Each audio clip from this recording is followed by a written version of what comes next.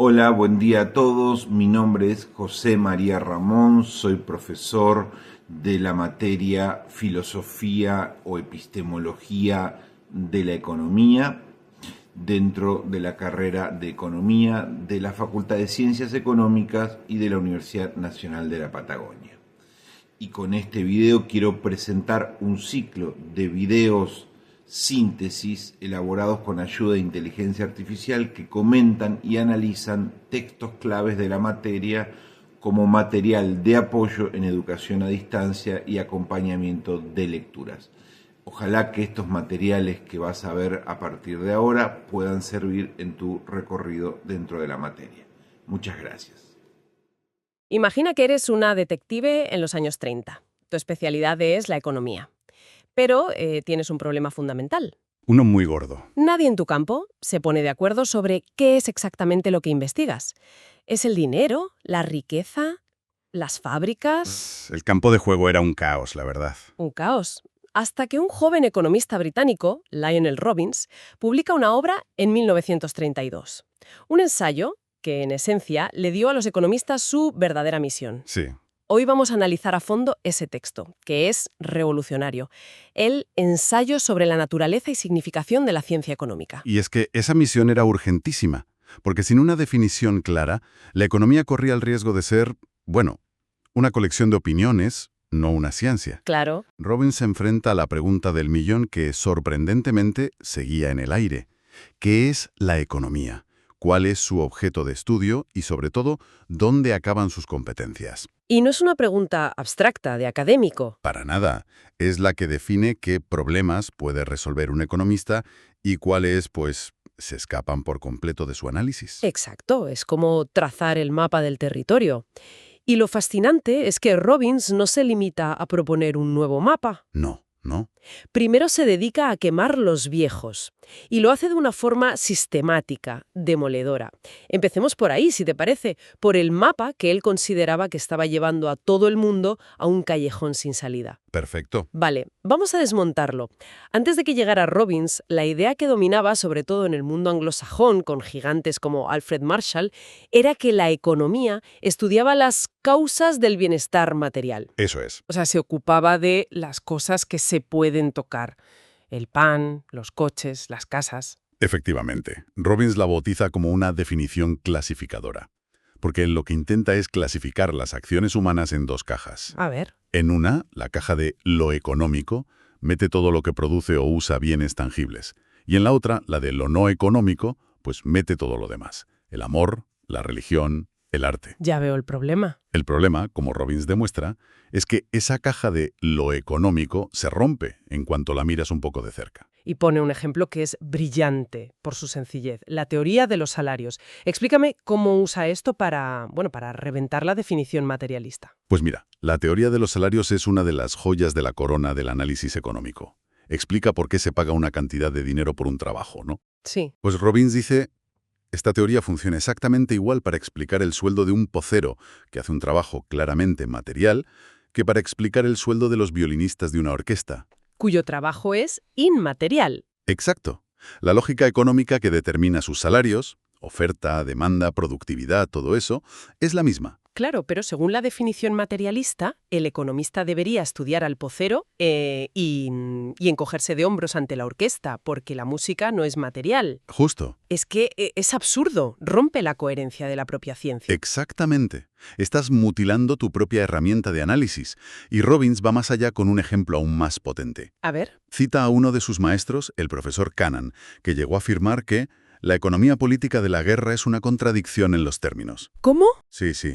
Su lógica era que la guerra, al ser destructiva, no puede generar bienestar material, por lo tanto, no es un tema económico.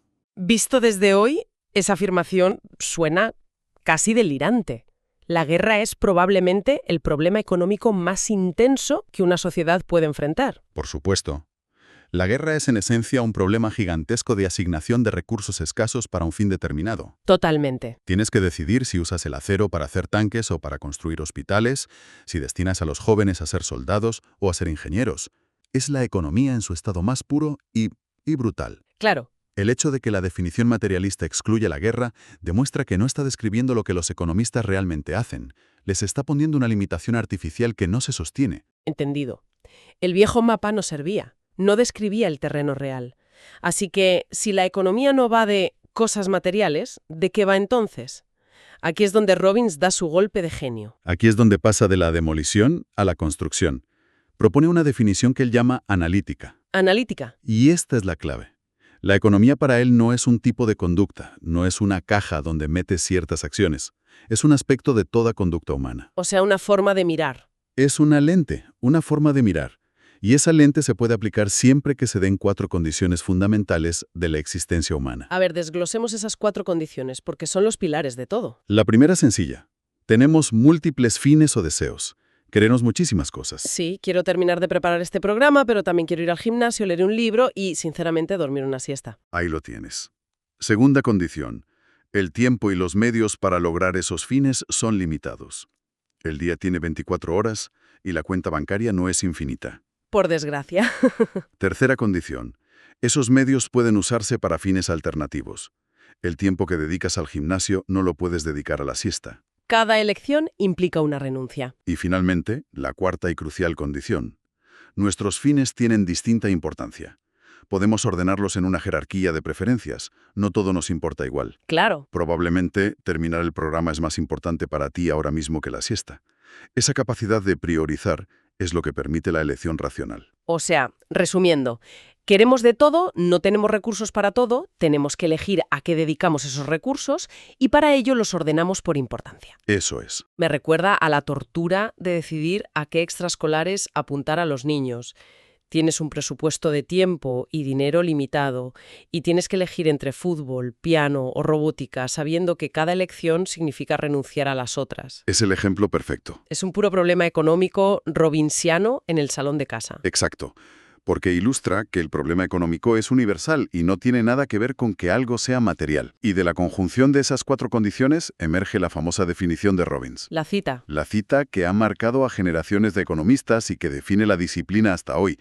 La leo textualmente porque es que no tiene desperdicio. Dice, la economía es la ciencia que estudia la conducta humana como una relación entre fines y medios limitados que tienen diversa aplicación. Espera un momento, vamos a desgranar esto porque, aunque suene muy académico, es una bomba. ¿Lo es? Significa que la decisión de qué serie ver en Netflix esta noche es un problema económico tan válido como la decisión de un gobierno de construir un puerto. Suena un poco exagerado. Exacto. Suena exagerado, pero esa es precisamente la genialidad de la definición de Robbins. A ver. Él diría que la escala y el impacto son radicalmente diferentes, claro, pero la lógica que hay debajo, tiempo limitado, múltiples opciones, preferencias que ordenar, es idéntica. La misma lógica. La misma. Al unificarlo todo bajo esa lente de la escasez y la elección, creó una ciencia universal de la acción humana. Producir patatas no es más económico que producir filosofía. Ambas implican usar recursos escasos que podrían tener otro uso. Vale, esto lo cambia todo.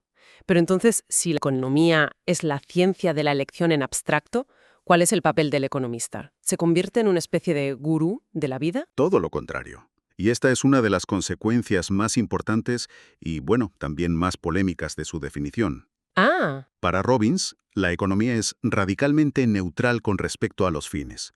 Utilizando el término del sociólogo Max Weber, es una ciencia wertfrei. Libre de juicios de valor. Eso es, libre de juicios de valor. ¿Y qué significa eso en la práctica? Significa que a la economía, como ciencia, no le importa si tus objetivos son nobles o egoístas, espirituales o vulgares.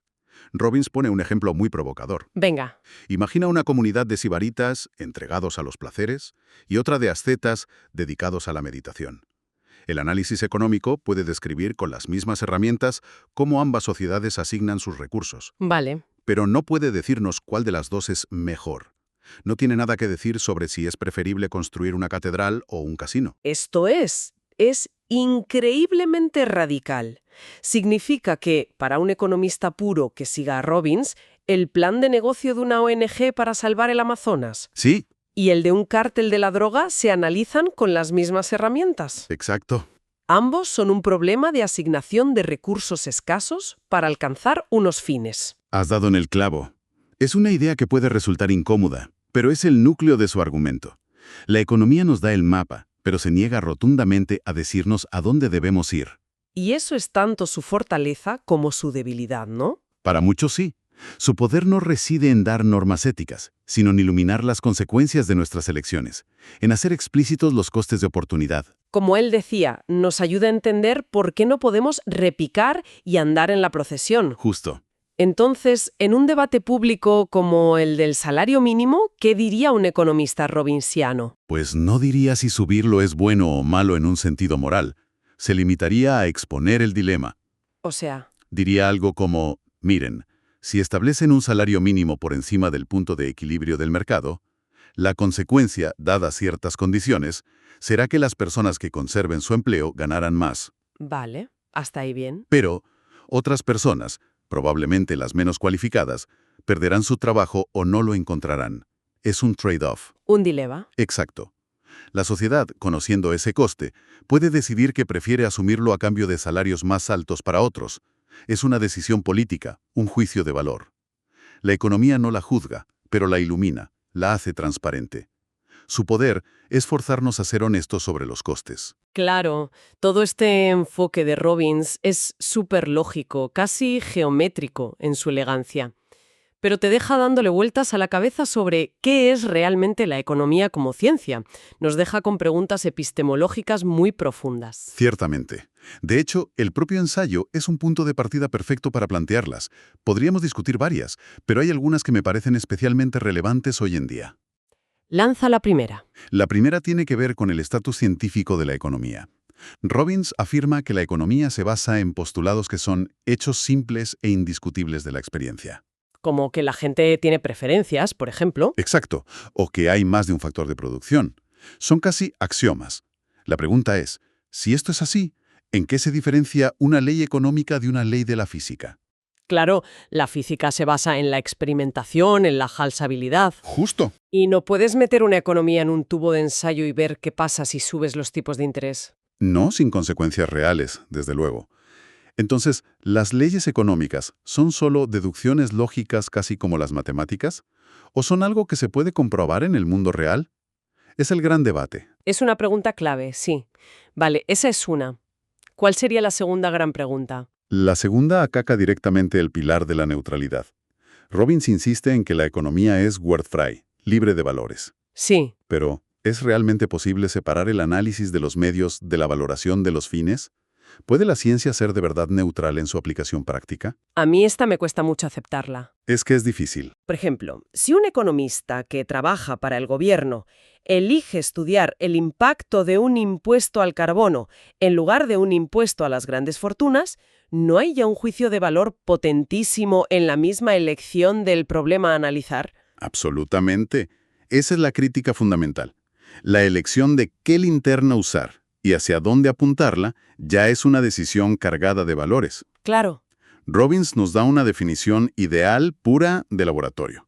Pero en el mundo real, la economía la practican seres humanos, con agendas, con ideologías. La neutralidad absoluta es quizás una aspiración inalcanzable. Muy potente. Y tienes una última, quizás más especulativa. Sí, una para pensar en el futuro. La definición de Robbins se basa enteramente en la existencia de la escasez. Ajá. Entonces, ¿qué papel le quedaría a la economía en un futuro hipotético de abundancia radical? Imagina un mundo con energía casi ilimitada, automatización total y replicadores como en Star Trek. Ostras. ¿Desaparecería el problema económico tal como lo define Robbins? Es una idea fascinante. Si la escasez material se acaba, los economistas tienen que buscarse otro trabajo. Pues probablemente no. Y aquí es donde se ve de nuevo la elegancia de su definición. ¿Por qué? No habla solo de escasez material. En un mundo de abundancia de bienes, los recursos escasos pasarían a ser otros. El tiempo, la atención, el estatus social, la creatividad. Ah, claro. El problema económico no desaparecería, simplemente se transformaría. Seguiríamos enfrentándonos a la elección de cómo asignar nuestro tiempo y atención limitados entre un abanico infinito de posibilidades. La economía del futuro quizás no estudie los precios del trigo, sino el coste de oportunidad de nuestra atención. Podría ser, exactamente. La gran aportación de Lionel Robbins entonces no fue solo darnos una definición, fue darle a la economía una nueva identidad. Nos enseñó que no se define por los objetos que estudia, sino por la lente que utiliza. La lente de la escasez y la elección. Eso es. Exacto. Nos legó una gramática universal para entender la lógica inevitable de la acción humana en un mundo finito. Una herramienta analítica potentísima y a veces incómoda que se aplica sin importar si nuestros objetivos son mundanos o trascendentales. Y comprender esa gramática de la elección es el primer paso indispensable para entender todo lo demás. Cómo asignamos valor a las cosas, cómo se forman los precios, por qué los mercados funcionan y por qué a veces fallan estrepitosamente. Totalmente. Son temas que sin duda merecen su propio análisis y que, bueno, seguiremos explorando.